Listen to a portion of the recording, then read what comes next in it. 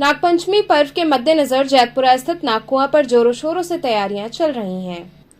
नागपंचमी पर्व के मद्देनजर जैतपुरा स्थित नागकुआं की साफ सफाई जोरों शोरों से चल रही है। प्रतिवर्ष हजारों की संख्या में भक्त यहां पर आकर पूजन करते हैं।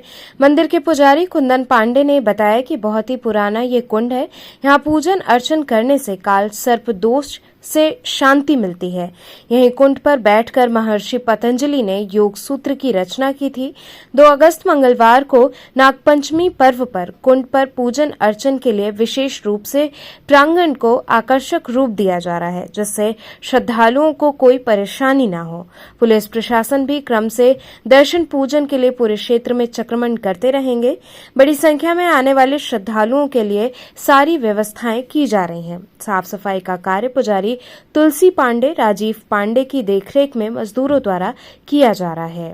गुरुजी, ये कौन सा कुंड है और कब इसका पूजन शुरू होने जा रहा है? क्या महत्व है इसका? मान्यता ये नागकुंड है, जिसे हमारे स्कंद पुराण में कारकोटक वापी के नाम से जाना जाता है और हमारे आप सभी के बीच में नागकुआं के नाम से प्रसिद्ध है।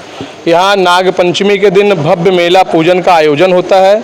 जैसे कि आप कई हजार वर्ष से लोग यहाँ पे नाग पंचमी के दिन दूध लावा चढ़ाने की परंपराएं चली आ रही हैं और वो आज भी काशीवासी लोग नाग पंचमी के दिन यहाँ आते हैं, दूध लावा चढ़ाकर तुलसी की माला नाग देवता को अर्पित करके और उसके बाद ही घरों में जाकर फिर अन्न इत्यादि भोजन बनने की परंपराएं शुरू होती है। यहाँ पे एक नाग का चित्र की भी परंपराएं चली आ रही हैं, जो कि यहाँ ले करके और भगवान को अर्पित कर फिर अपने घरों में ले जाकर दीवालों पर चिपकाने का।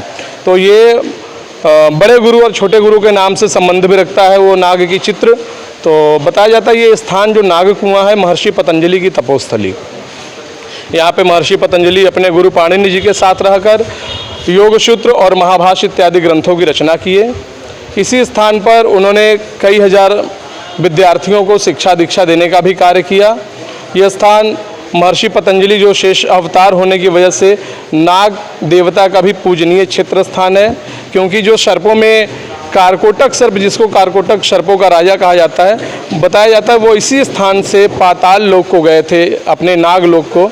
इसलिए इसको नागकूप और नागलोक तक जाने का मार्ग भी बताया जाता है। तो ये बहुत ही प्राचीन है। नागपंचमी के दिन यहाँ दर्शन पूजन होगा, जो 2 तारीख मंगलवार को पड़ रहा है इस वर्ष, और उसी की तैयारी बहुत ज़ोर शोर से चल रही है। मंदिर की साफ सफाई इत्यादि, कुंडों की सफाई, ये सब कार्य बहुत अपने चरम सीमा पे है और करीब करीब सफाई कार्यक्रम सब हो भी चुका है।